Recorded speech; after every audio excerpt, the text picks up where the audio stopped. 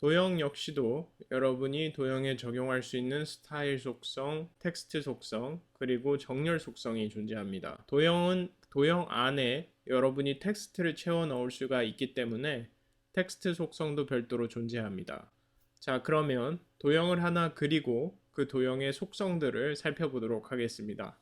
먼저 도형 메뉴를 클릭하고 그리고 둥근 모서리 사각형을 선택해 보겠습니다.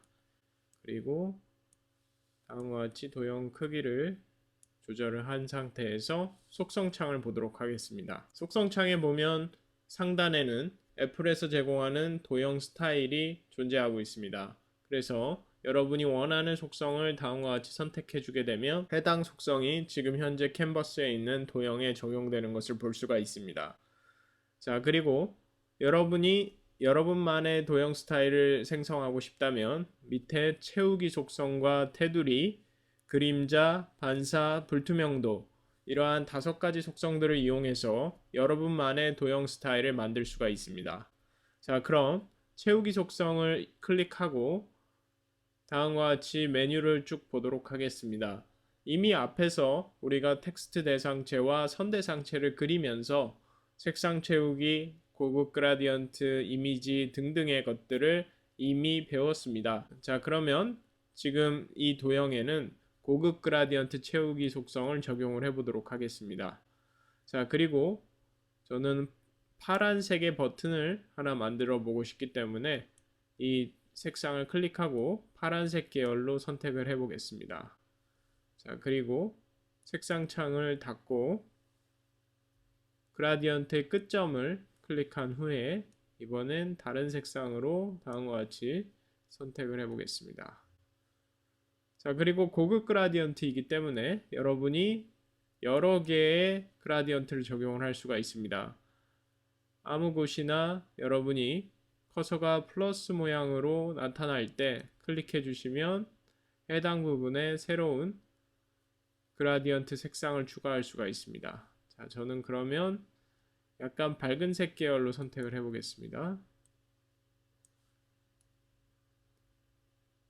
다음과 같이 밝은 파란색 계열로 색상을 선택하고 다음과 같이 배치를 했더니 3가지의 색상이 어우러진 그라디언트 속성이 완성되었습니다. 자, 그래서 다음과 같이 둥근 모서리의 사각형을 편집점을 조정해서 버튼 모양을 다음과 같이 생성해 보았습니다. 자, 그럼 이번에는 도형의 또 다른 그라디언트인 이번에는 도형의 원형 그라디언트를 적용해서 도형을 좀 더 입체감 있게 만들어 보도록 하겠습니다.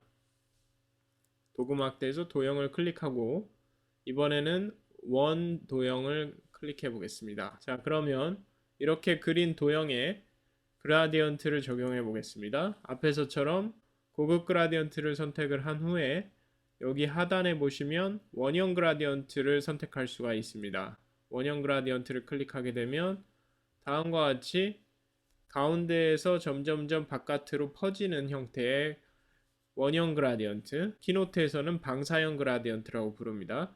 녹색의 편집점을 눌러서 다음과 같이 여러분이 그라디언트의 시작점과 끝점을 조절을 하실 수가 있습니다. 저는 이런 식으로 조절을 하고 이번엔 이 부분을 어두운 계열의 색상을 쭉 당겨서 다음과 같이 조절을 해 보겠습니다. 그랬더니 입체감이 나는 빛이 왼쪽 상단에서 내리쬐는 듯한 도형이 완성이 됩니다.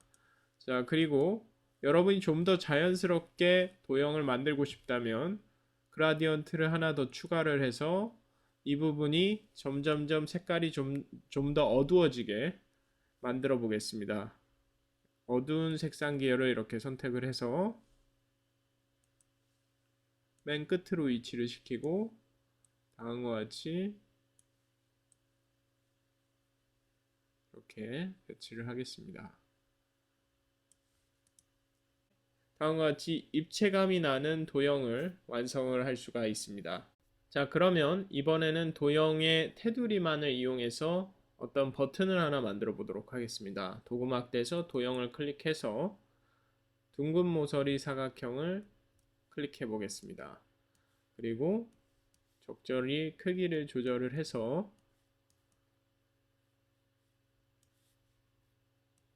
도형을 완성을 합니다. 자, 그리고 이 상태에서 안에 있는 색상을 빼내 보도록 하겠습니다. 안에 있는 색상을 채우지 않은 상태로 돌려놓겠습니다. 자, 그러면 여러분이 여기서 이 메뉴를 클릭해서 채우지 않음을 클릭하게 되면 다음과 같이 도형 색상이 사라지게 됩니다.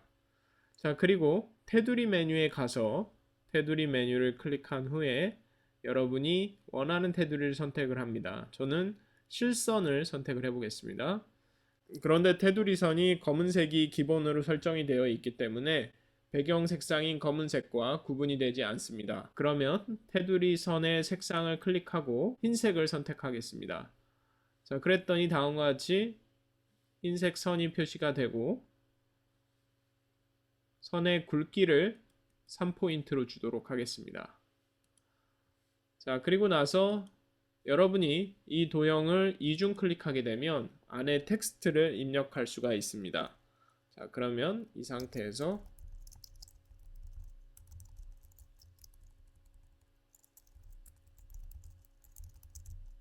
다음과 같이 수강 신청이라는 제목을 입력을 했습니다. 자, 그리고 입력을 한 상태에서 이 도형을 선택하니까 다음과 같이 텍스트 속성이 자동으로 선택되어집니다. 지금 우리가 방금 텍스트를 입력을 했기 때문에 키노트 6.0의 새로운 기능인 입력을 한 내용에 따라서 자동으로 속성 창이 보여지게 됩니다. 자, 그러면 텍스트 속성에서 간단하게 속성을 주도록 하겠습니다. 먼저 서체의 크기를 늘려보겠습니다. 서체의 크기를 쭉 눌려서 다음과 같이 한 58포인트 정도로 맞추겠습니다. 그리고 서체의 종류를 중간체로 선택을 해보겠습니다. 그래서 보시는 것처럼 도형의 테두리만을 이용해서 다음과 같이 버튼을 완성했습니다. 자, 이번에는 우리가 완성했던 도형들의 그림자 효과를 적용을 해보도록 하겠습니다. 먼저 원으로 그려진 이 도형을 선택을 하고 스타일 속성 창에서 그림자 옵션에 들어갑니다. 그림자 옵션의 메뉴를 클릭해서 저는 접촉한 부분이라는 그림자 효과를 선택하겠습니다.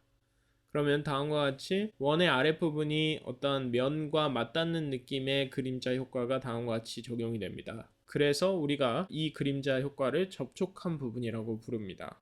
자, 그럼 이 상태에서 흐림 효과를 조금씩 늘려주게 되면 이 그림자 효과가 점점점 희미해지고 그리고 흐림 효과를 왼쪽으로 당기게 되면 점점점 뚜렷한 그림자가 적용이 되는 걸 볼 수가 있습니다.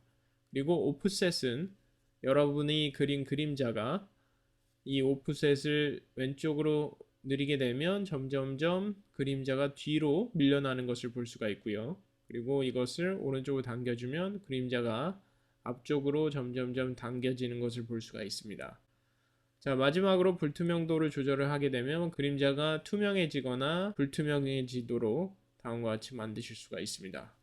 그리고 투시도를 이용을 하게 되면 이것은 빛이 어디서 들어오는지에 따라서 투시도가 달라지는 정도를 조절하는 것입니다. 그래서 점점점 늘려주게 되면 빛이 좀 더 멀리서 비춰지는 것이라고 볼 수가 있겠죠. 저는 투시도를 35 정도로 맞추도록 하겠습니다. 자, 그리고 그림자의 색상을 흰색으로 설정을 하겠습니다.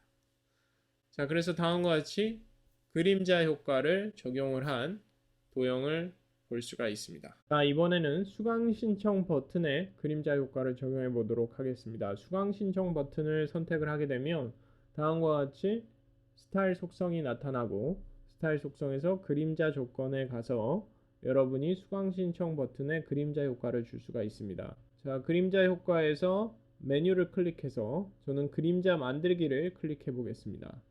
자, 그리고 다음과 같은 속성 메뉴에서 색상을 먼저 선택을 하고 노란색의 색상을 선택하겠습니다.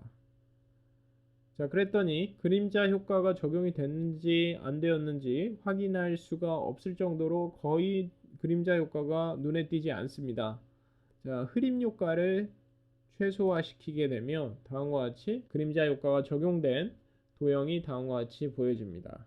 한 가지 유의해야 될 점은 도형 대상치 안에 텍스트를 입력을 하게 되면 그 텍스트의 그림자도 함께 생성이 된다는 것입니다. 따라서 그냥 도형만 그림자 효과를 주고 싶다면 여러분이 도형과 텍스트를 별도로 분리해서 만드셔야 되겠죠. 자, 그럼 이 상태에서 제가 흐림 효과를 다시 27포인트 정도로 주고 이번에 오프셋을 당기겠습니다. 그리고 불투명도를 거의 불투명하게 100%로 만들겠습니다. 자, 그리고 오프셋을 좀 더 당겨서 다음과 같이 만들도록 하겠습니다. 그리고 각도를 조절을 하게 되면 다음과 같이 뒤에서 발광하는 어떤 빛이 있는 것처럼 그림자 효과를 적용할 수가 있습니다. 자, 이번에는 수강 신청 버튼을 클릭하고 반사 효과를 활성화시켜 보겠습니다. 네, 그랬더니 다음과 같이 반사 효과가 이렇게 적용이 된 것을 보실 수가 있습니다. 물론 반사 효과가 너무 크다면 여러분들이 이 슬라이더를 조정을 해서 반사 효과를 희미하게 이런 식으로 적용을 하실 수도 있습니다. 그래서 여러분이 움직이게 되면 반사 효과가 따라서 움직이는 것을 볼 수가 있습니다. 자, 다음으로 마지막 메뉴입니다. 불투명도를 조절하게 되면 여러분이 이 도형의 불투명도를 조절할 수가 있습니다. 보시는 것처럼 슬라이더를 왼쪽으로 당기게 되면 점점점 투명해지는 걸 볼 수가 있고 오른쪽으로 당기게 되면 점점점 진해지는 것을 볼 수가 있습니다. 자, 그래서 도형의 스타일 속성을 활용해서 여러분이 여러분만의 도형 스타일을 다음과 같이 생성을 할 수가 있습니다. 우리가 앞에서 만든 도형 스타일을 각각 스타일로 등록을 해보도록 하겠습니다. 먼저 수강 신청 도형의 도형 스타일을 선택을 하고 맨 위에 위치한 도형 스타일에서 오른쪽 화살표를 눌러서 플러스 버튼을 누르게 되면 지금 방금 우리가 적용한 수강 신청 버튼의 도형 스타일이 다음과 같이 추가가 된 것을 볼 수가 있습니다. 자, 그럼 1번 슬라이드로 가서 우리가 앞에서 만든 이 도형을 선택을 하고 도형 스타일에서 플러스 버튼을 눌러주게 되면 다음과 같이 우리가 만든 도형의 스타일이 적용이 되는 것을 볼 수가 있습니다. 마지막으로 이거 역시도 플러스 버튼을 눌러서 스타일로 등록을 했습니다. 자, 그러면 새로 도형을 하나 그려보도록 하죠. 다음과 같이 말풍선을 그리고요. 말풍선 역시도 다양한 편집점들이 제공이 됩니다. 저는 말풍선을 이런 식으로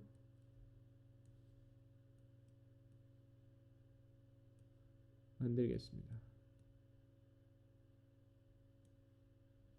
네, 그리고 말풍선을 선택하고 우리가 앞서 만든 도형 스타일을 선택해 보겠습니다. 저는 이 도형 스타일을 적용하겠습니다.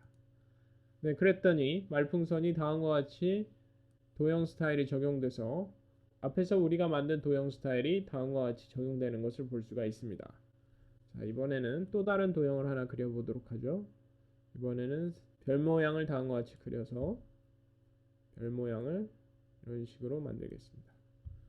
자, 그리고 도형 스타일에서 이번에는 이 도형 스타일을 선택을 해 보겠습니다.